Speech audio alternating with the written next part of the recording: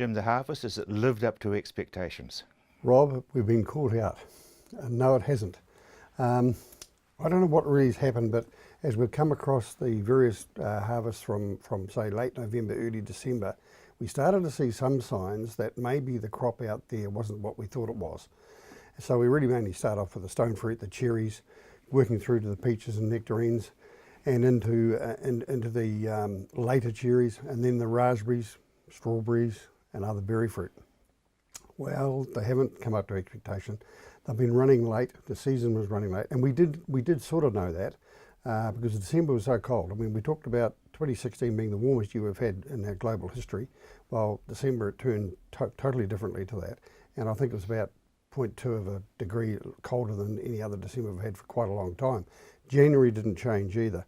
So the consequences of that was we just caught in the beautiful early cherries of Central Otago did get to Japan by Christmas. They had quite a good sale through there. Didn't have the volume. The bigger and better cherries which come in a new year, which is important for the international markets, they were a little bit later than that, although they still had good sales from it. But once again, the crop was down a bit. Quality was good. It's just a matter of the volume was down. And then we started to get into quite windy conditions, real La Nina conditions, and our fruit was bashed about. So soft fruit such as strawberries were quite short, and if you remember Christmas time, there was a real shortage of raspberries around New Zealand, and it was really annoying for the growers because 10 days after Christmas, New Year, they had a volume of crop there that was really good quality and sold well, but didn't sell as well as it would around that Christmas, New Year festive season. So a pretty frustrating start to the season, and it's continuing. We've just finished the blackcurrant season, and we're down quite considerably as an industry. Nice fruit that's come in, but volumes are down. And you'd go out to a grower and have a look at the blocks just before harvest and say, yeah, look, there's definitely 10 tonne of this crop per hectare, and it'll harvest at 7 tonne. And this is what's been happening in all of the crops. Talking to my arable colleagues, and that's not a too dissimilar front there, and I'm sure Dennis will tell us about that next week. So it's an interesting year, and it's continued to be summer, very summer one day and very winter the next day. And our evening temperatures now and our heavy dews in the morning are like we would normally get in April. So I don't quite know if this is the Trump influence or what it is. Something's going wrong. Because if you look at the irrigation demand, I mean, that's hicklety-picklety all over the place. Well, it's deceptive because it's actually quite dry. And although we've had some frequent rains, especially in Nelson through the lower part of the North Island, but of course Hawke's Bay are in an extreme drought. And have got some really nice fruit coming on, but once again, it's still down. So it's a real crazy year. And they continue to have extreme drought there, and even our colleagues in North Canterbury are pretty blooming dry.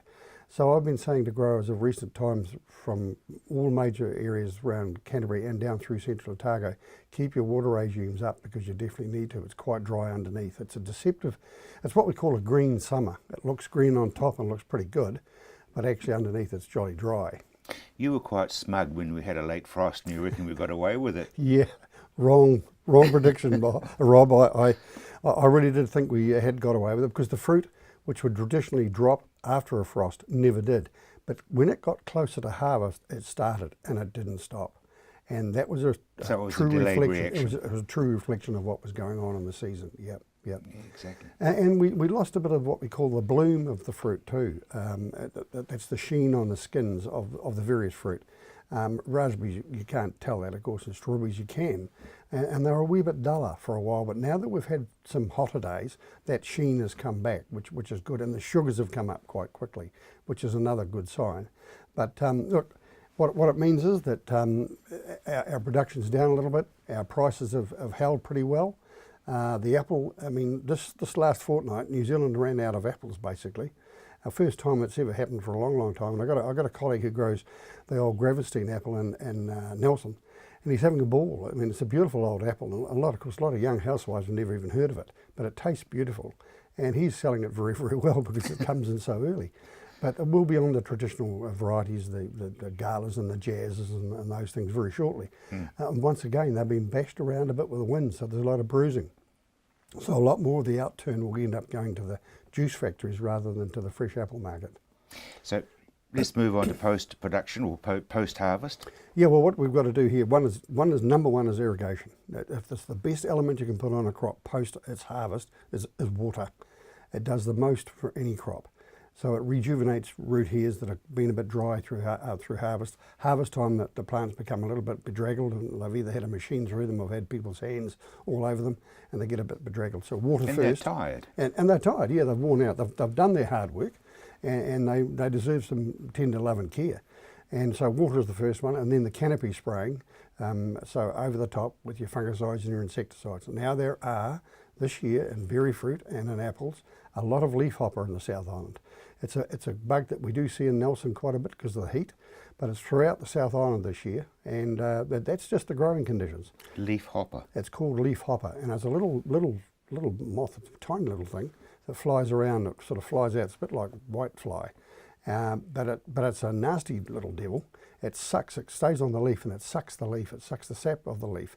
Whereas scale, which there are a reasonable amount of scale out there too, it stays on the cane of a tree or a bush, and it sucks the cane. And they're both predominant this year, more so than the leaf roll and the traditional type of insects. A little bit of mite out there too. So there's lots of things to have a look at and look for, and be quite diligent about making sure you get those cover sprays on. It's all post-harvest, there's no residues involved, so you can use some really good safe materials with care. Jim, you've got a challenge, I guess, because we've got to assess last year's wine crop.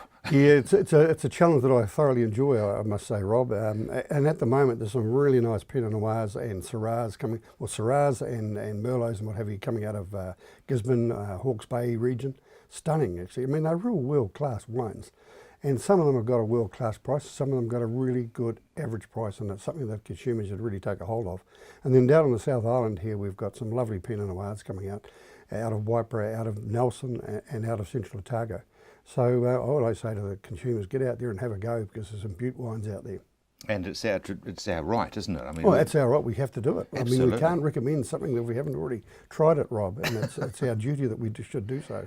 What a wonderful burden. Jim, thank you very much indeed.